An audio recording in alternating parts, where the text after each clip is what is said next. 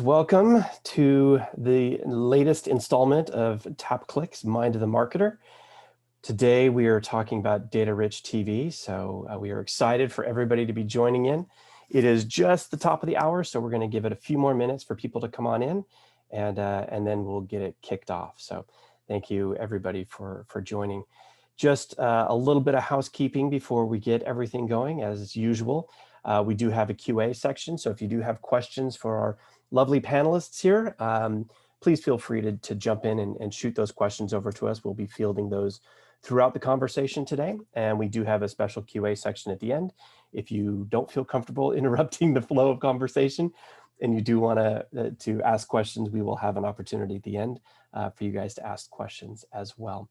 The other housekeeping issue is we are recording this, so if you do have to leave early or have other people that you'd like to hear what we are talking about today, we'll be sending out the recorded version of this to everybody after we're all done and have this all wrapped up. So we will have that over to you as well at the end, so you can review this as many times as you like, right? Everybody, or share this with whomever you like as well. So just a couple more minutes. Hopefully everybody is able to get on, and we will have some audience participation. So start bracing yourself now for the audience participation part. We're going to have you stand up and do the chicken dance. That's always a good icebreaker, right?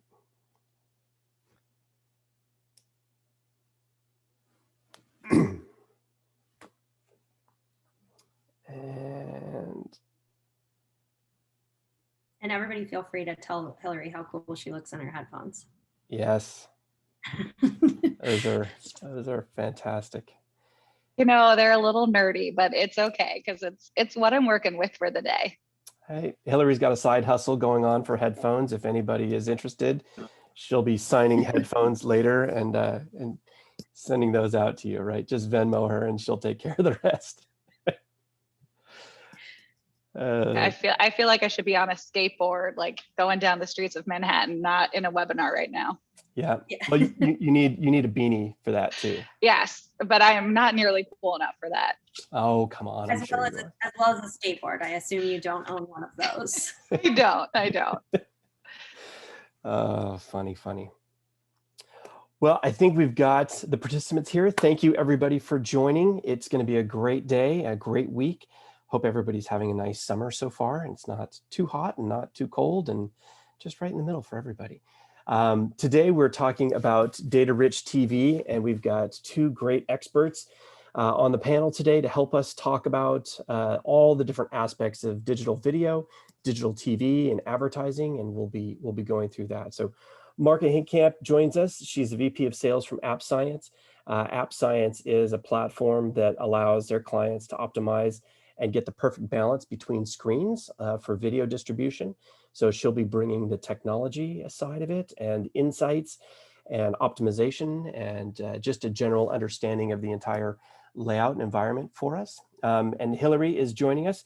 Hillary actually is going to be representing the client side for us today, and she's going to be bringing the unique perspective of clients and how clients see video, how they understand video, and how they're leveraging video, and the different questions that they have when it comes to video application, video reporting, optimization, targeting, all that great kind of stuff. So Hillary, thank you for joining us as well today, and we're definitely going to look forward to your insights and your feedback on the different questions we have here.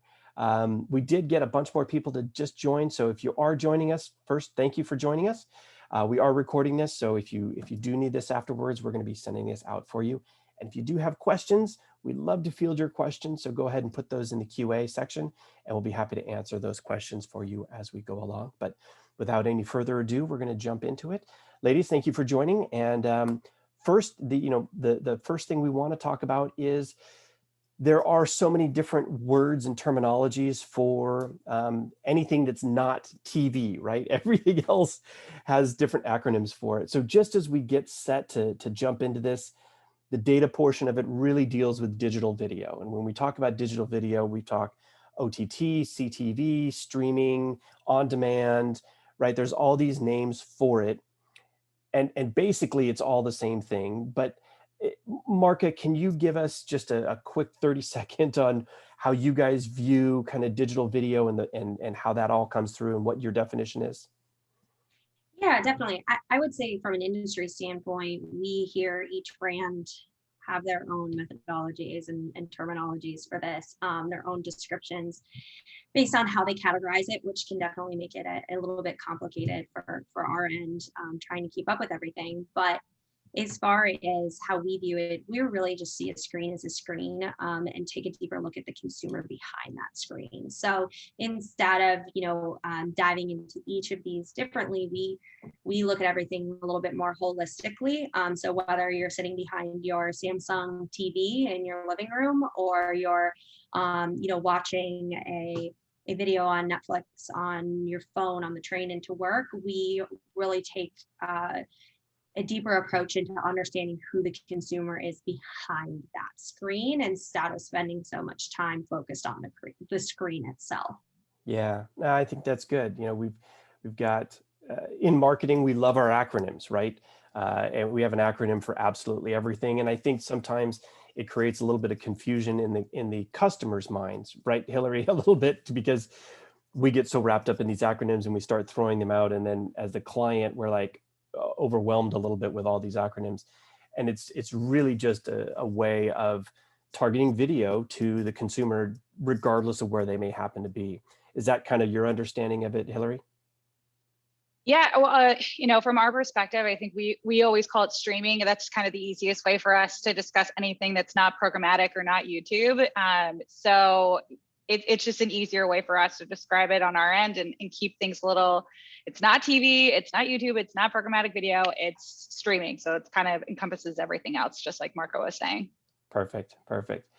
So that takes us right into our next point, right? Why is it so important to start talking about this stuff, right?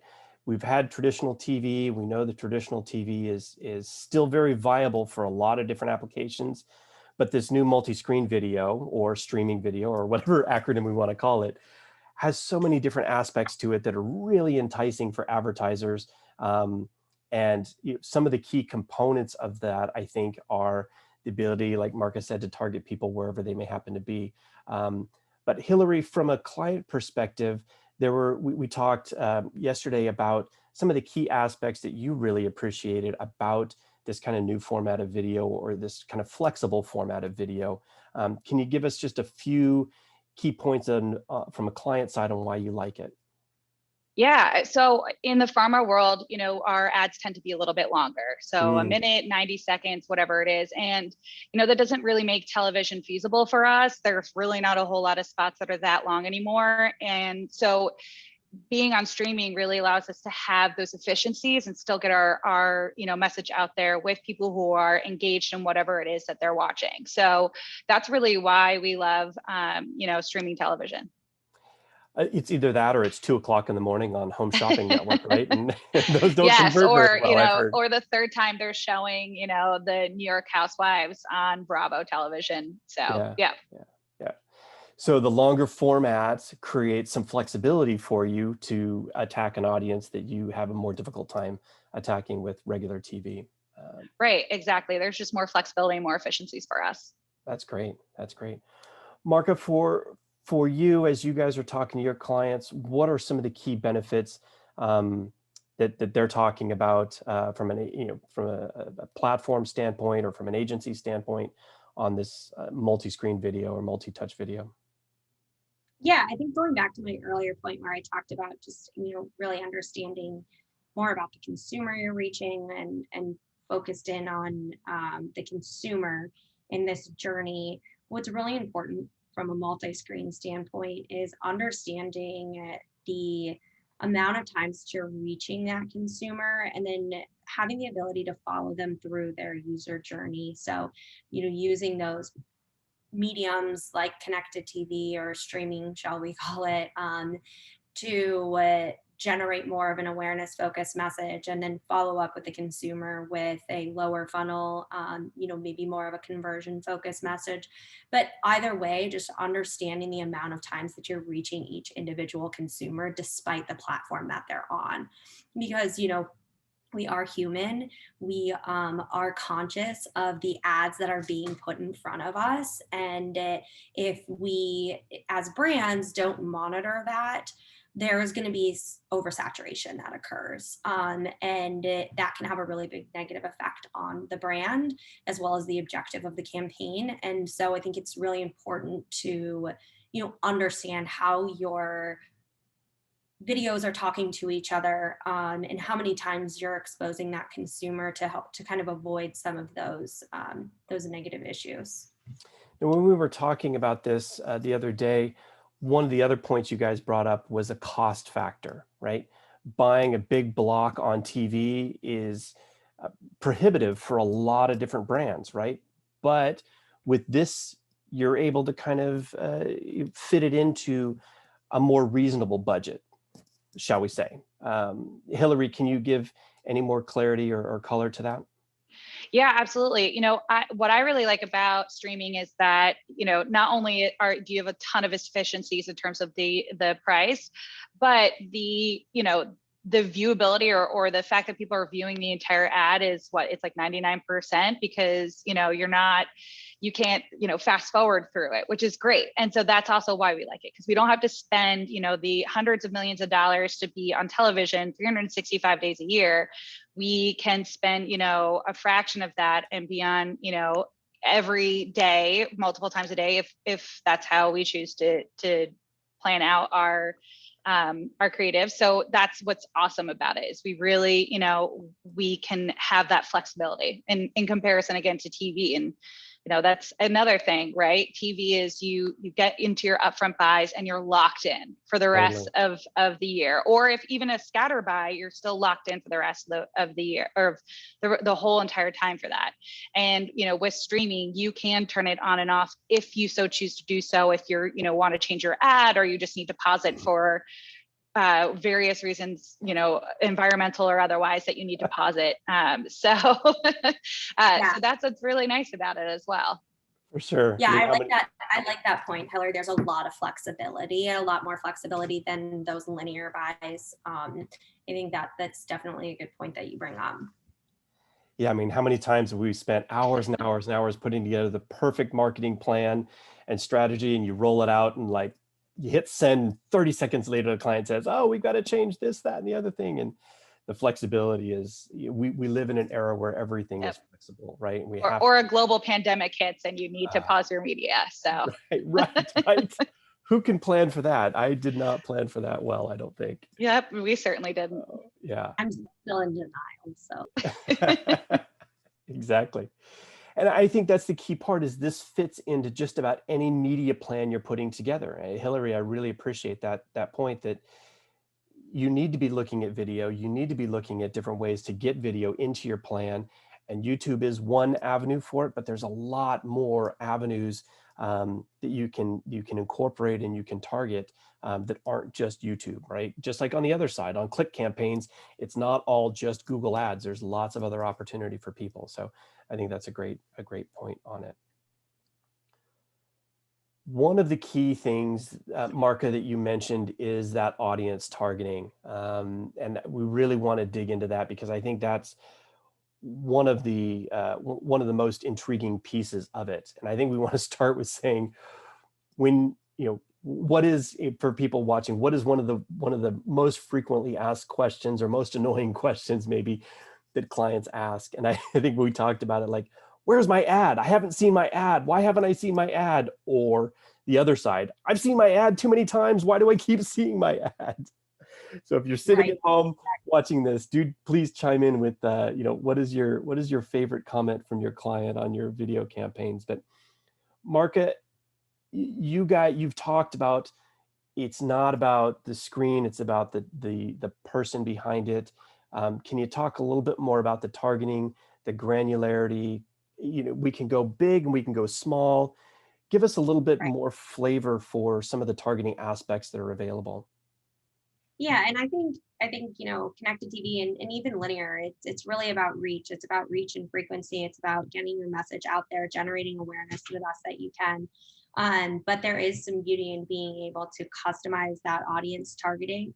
And I think that with the streaming space specifically, you have the ability to, start with more of a niche audience, whether that's your first party CRM data, and really build upon that and expand, try new audiences. But what's really important is making sure that you're getting your message in front of the right consumer without eliminating too much of the like the overflow, because at the end of the day, we're human, as I mentioned earlier, and we still talk to each other. Like, I may call Hillary up and ask her how she likes, the car that she drove this weekend, because I'm considering purchasing one, and she may have just seen an ad for a Honda Civic and says, oh, have you checked out the new Honda Civic, right?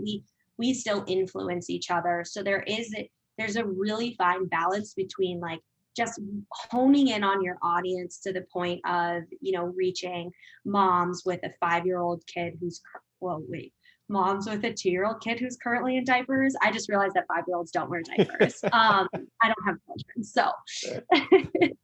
But, that type of granularity between reaching the household and maybe targeting the father who's doing the primary grocery shopping and he's picking out the brand of diapers. So I think that it allows us to hone in on those audiences while still reaching those reach and frequency goals. And that's kind of the beauty of this space. Now, one of the things that you mentioned the other day, I think was really interesting. And it was around the optimization part of it. Talk about the ability of content versus the audience, because I think that's a clarification point that we really need to hone in on, right? Sometimes you just want me to embarrass myself and talk about the fact that I watch anime, correct? Nope. I was referring back to the previous conversation about ESPN, but you go ahead and embarrass yourself if you like. I will refrain from embarrassing, but yeah. So we talked about, content versus audience and how those two can be blended together for targeting. And I think that's a really key point that agencies understand and that clients understand as well. Absolutely. Yeah. So content is definitely one way to reach your audience. And, you can do a little bit more generalized content, contextual targeting. But again, not always everyone that falls within your audience is going to be watching said programs. So, you may want to reach a male audience, and so you're really focused on ESPN, and that they have a large coverage of your audience, but not every male that may be a purchaser of your product is going to be consuming content in that way. So like for me specifically, I watch anime and a lot of, like British murder mystery shows. That doesn't say anything about who I am as a consumer, right? But when you can start to do these more advanced targeting plays, you can actually bring in things like mobile data. And the mobile data is much more personal. So, based on my mobile data, that I'm a dog owner because I have Wag and Rover, and that I shop at Walgreens. And you can really start to get more customized with those buys to do a little bit of a mix of that, contextual play from a content standpoint, while also sprinkling in the consumers who may not fall within those traditional environments. Yeah, for sure. Do you get a lot of ads for tea and crumpets? I have a coworker who's really, really into those. So I think she gets most of my ads, but I have a few floating around there. That's funny. Hillary, from a client side perspective, influencers are really important. And yet so often from a client perspective, the clients say, we want the buyer, we want the buyer, we want the buyer. This also gives us the ability to target households and people that are around the primary viewer who could be influencers into purchasing decisions or could increase brand awareness or things like that. Can you talk a little bit about how clients view influencers and how we can speak to them through the video as well?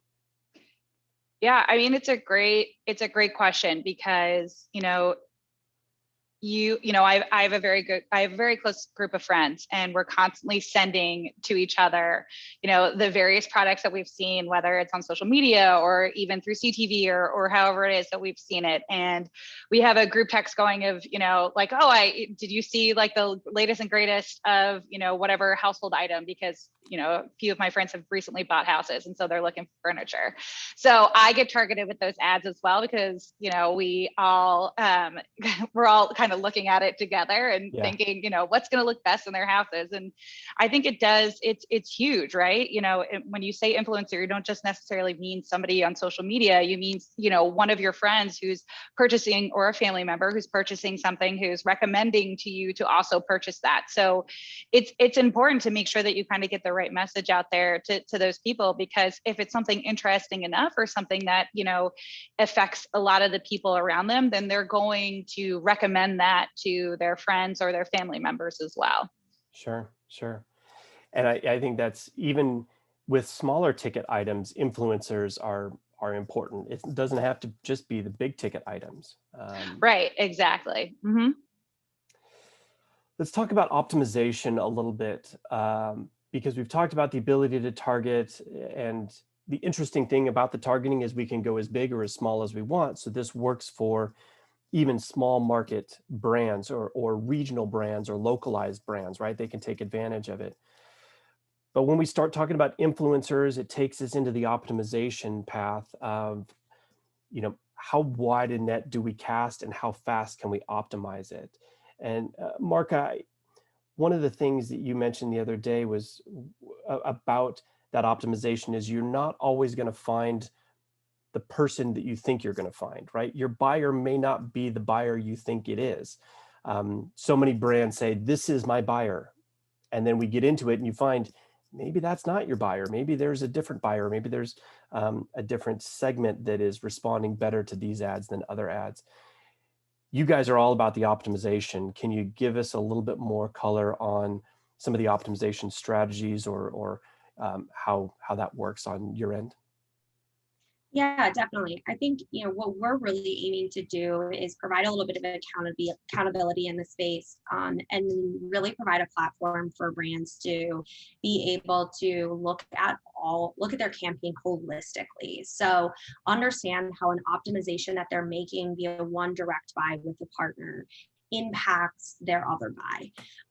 And because 90% of all inventory in the connected TV streaming space, can be accessed by almost any partner, right? So, unless you're working with a partner that has exclusive owned and operated inventory, such as a Hulu, for example, the reality is we're all bidding on the same inventory. We're kind of all playing in that same inventory space.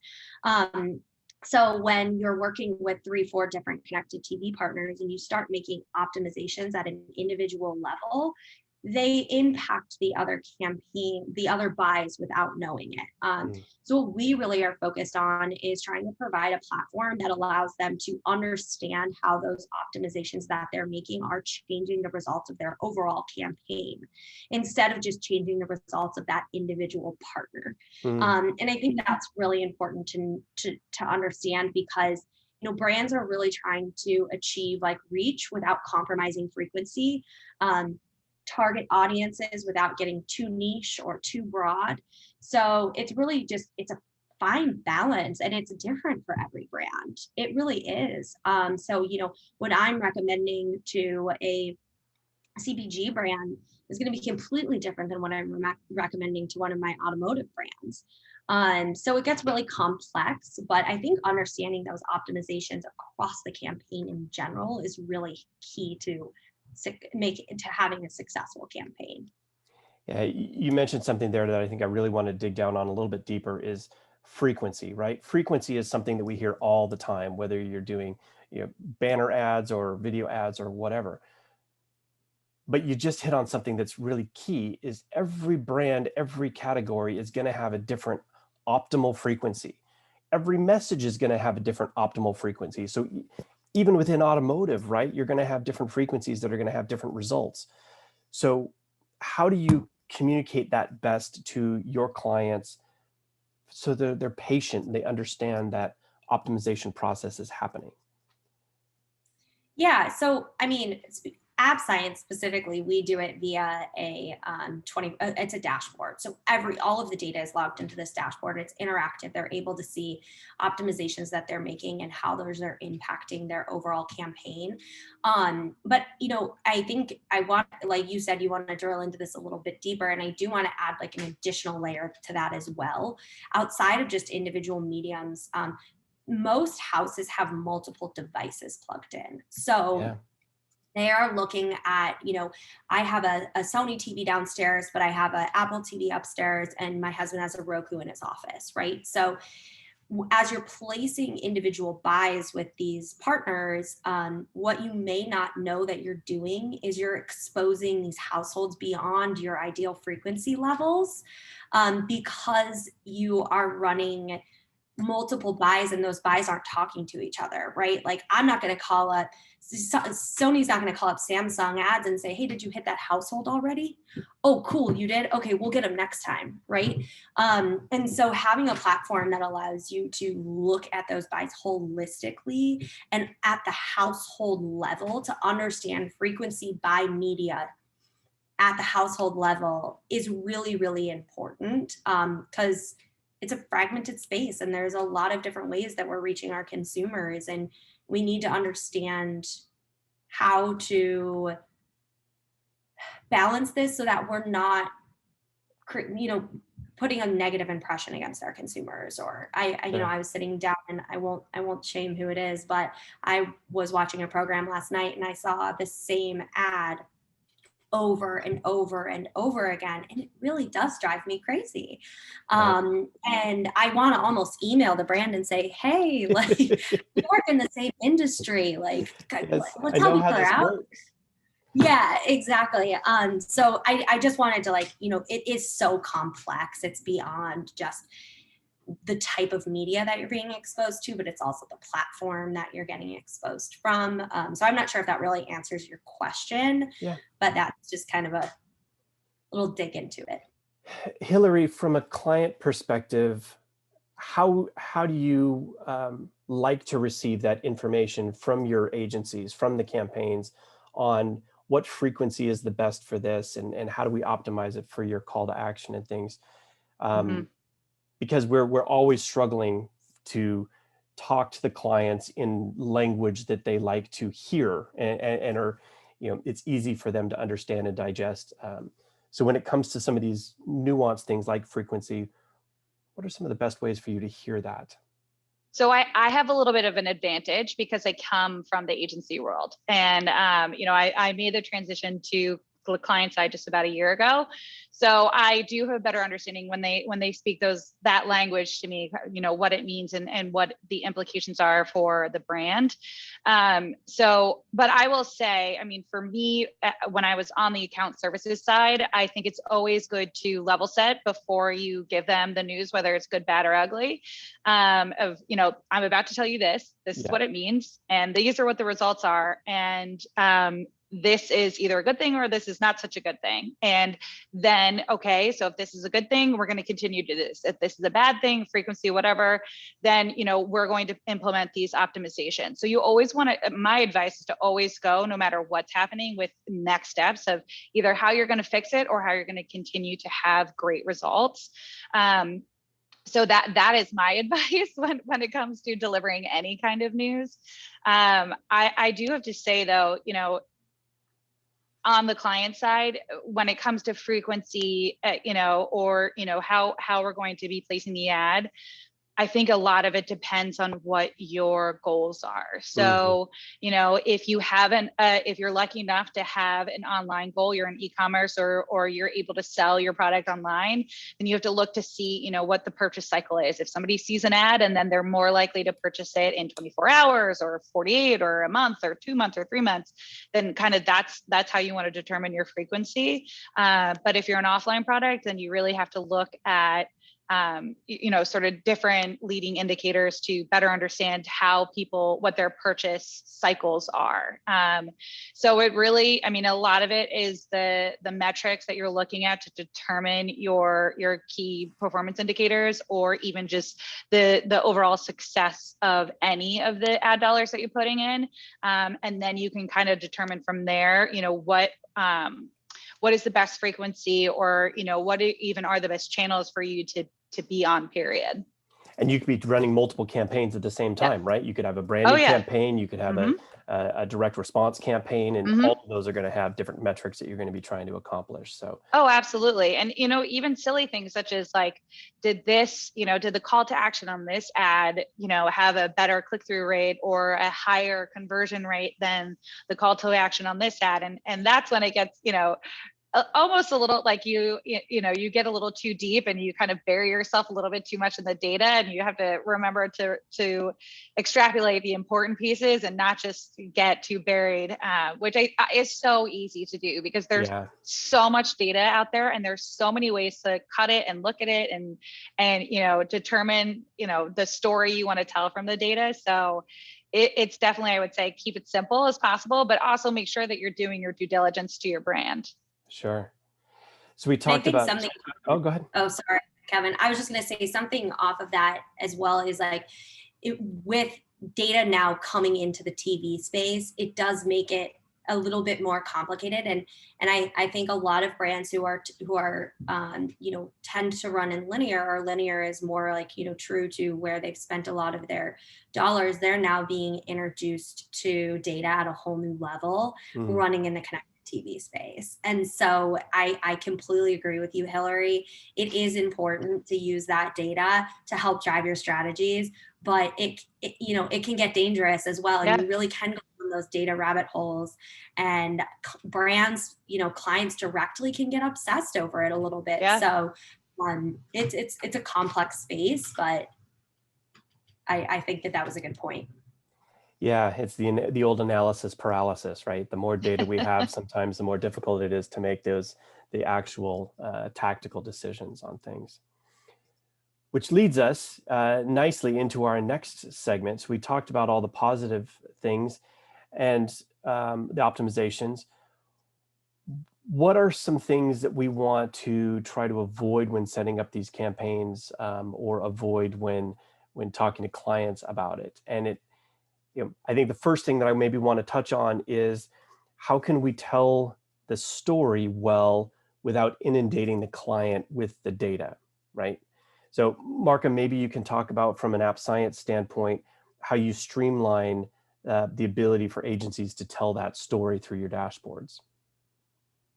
Yeah, absolutely. I mean, our dashboard is really focused on, again, as I mentioned earlier, it's focused on understanding the campaign holistically, taking an agnostic approach to their media buys, and really providing brands the ability to understand not only how their campaigns are performing holistically, but drill into it at a more granular level as needed.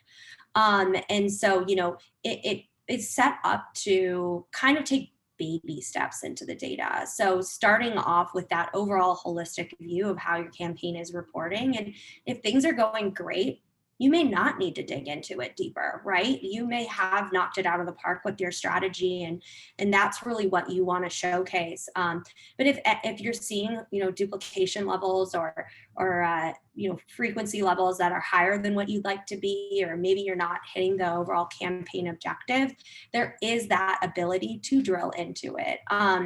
So I think it's just kind of based on like the necessity and the need to drill into that, because it can be overwhelming to just look at it all without kind of breaking it up into chunks. And that's really what we try to do.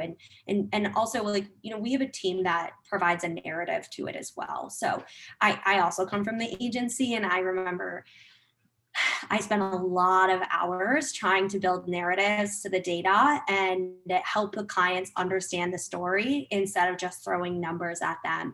And, it can be challenging, it can be time consuming. So we really also try to provide a solution there to help the agencies and brands better understand the data and, provide a little bit of a narrative, because otherwise it's just numbers and it doesn't have a story. Hillary, from a client side, how easy is it to get sucked into the trap of hyper targeting your campaign and missing the broader audience, right? Because you have all these tools and levers and all these, it's super fun, right? But I think that's something you may want to try to avoid, is getting you super hyper targeted and then miss your audience entirely. Absolutely.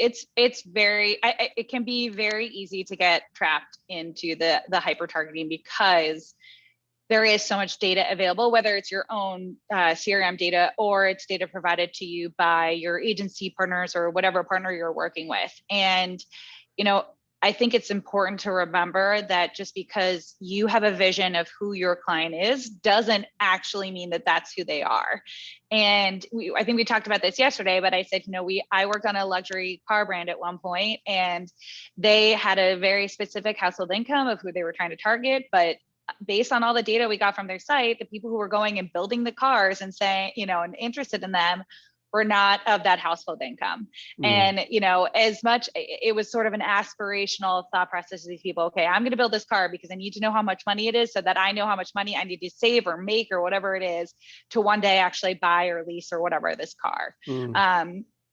So, you want to try to be inclusive while also recognizing that, you do have an audience that is more likely to convert with your brand. So it's definitely a fine line. And that's a great thing about streaming or just about advertising on the internet, is there's so much data, which can also get you in trouble because your audience is only as good as the data that you're using, but it's so flexible. Right. And I've never come across a partner or a vendor or an agency who says, no, like who you start with is who you're going to end with.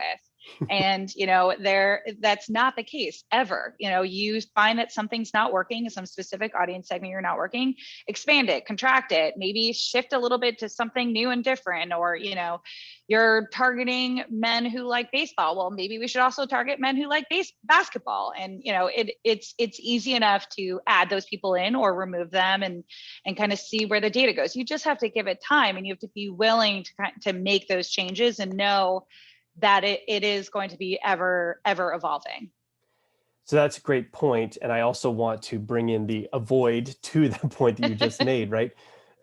There are so many areas for optimization, but we want to be careful that we're making calculated changes, not wholehearted changes. Right. So we can't see those results, right? Talk to us a little bit about maybe the strategy on the changes. A/B testing, right? We don't say ABC testing, we say A/B testing because we're trying two different things out against each other and then making changes and optimizations. How do we avoid making too many changes too fast? That is a great question. And I mean, Marka, I don't know if you remember this from our days when actually you were my client. But one of the things that we always spoke about was when you launch a campaign, you want to give it at least 2 weeks before you do anything. And then if you make changes to it, you need to wait at least another 2 weeks, because it just doesn't move. You think like it's the internet, it's fast, it's, people are consuming content, and, now people have the extension, or sorry, they have, they can only keep their attention on anything for 2 seconds or whatever the newest stat is. But, you have to give it time to really, sink in and allow those those automated levers to get into a rhythm and a role and, really do what it's meant to do. And so, as much as we want the now of understanding how it's working for us, that's just really not how it works. And so from my personal standpoint and, working with Marka, anytime you make a change, wait at least 2 weeks. Be a little patient. And see how it goes. And don't, my dad actually laughed at me because he's trying to teach me how to invest my money, and which is not going well for either one of us. But he said, okay, you invest this chunk of money now, wait 3 months before you either change your investments or you invest more money.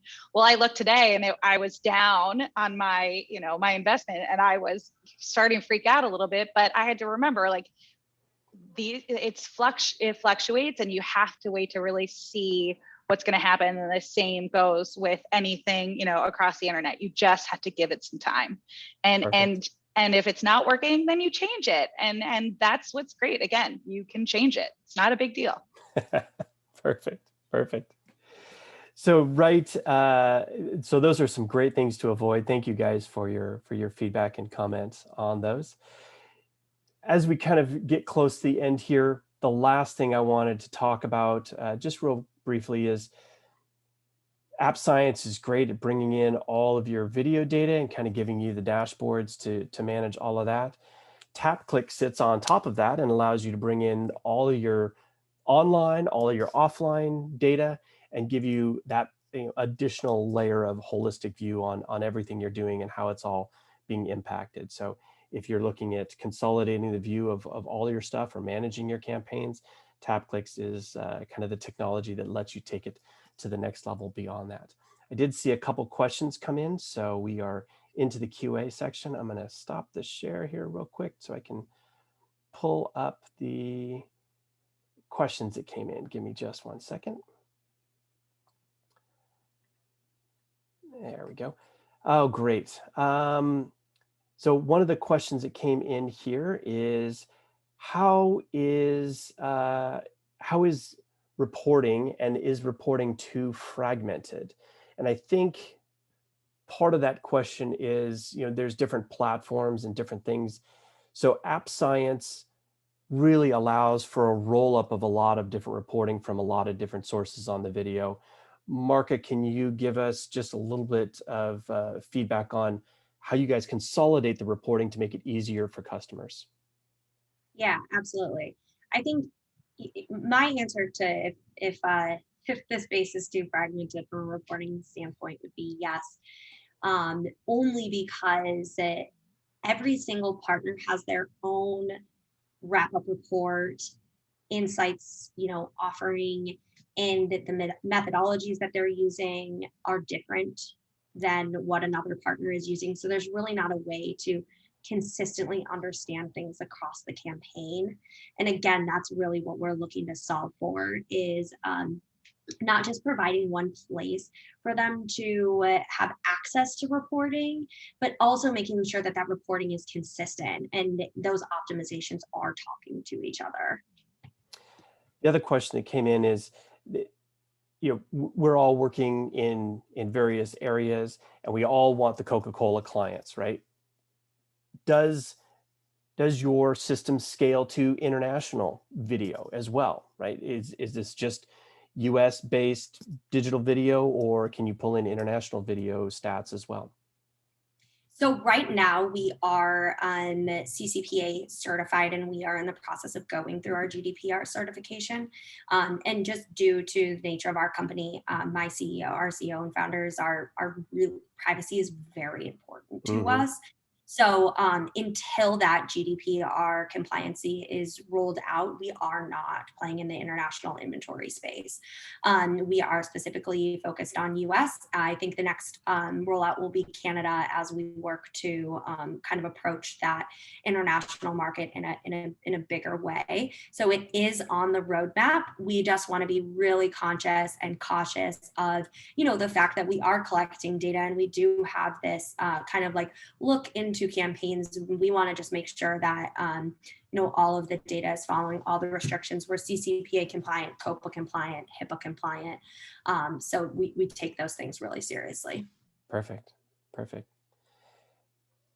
So I think those are the primary questions that came in. I think just as a wrap up, we've gone through a lot of conversation today. So thank you guys for everything. And I'm sure as people digest this, they're going to have additional questions and maybe comments or scenarios that they want to run by people. So if you guys want, Marka's connection will be in the follow-ups that we send out.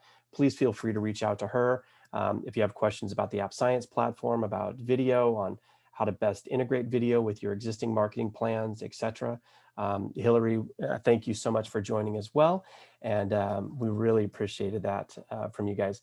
Video is such a key part of all the different campaigns. Everyone's talking about video, but it's always important to know what the back end is, right? How do we report on this? How do we create the story around this? How do we pull the data? How do we optimize? And I think you guys have really hit the nail on the head today for us and for our audience on how best to do it, best practices, and the things to avoid too, which is always, everybody wants to know what the pitfalls are before they step into something. So thank you guys so much for all your feedback on it.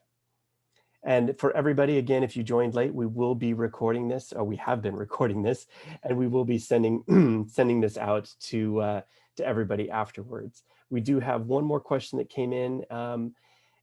Is there a particular creative length that works better in certain categories?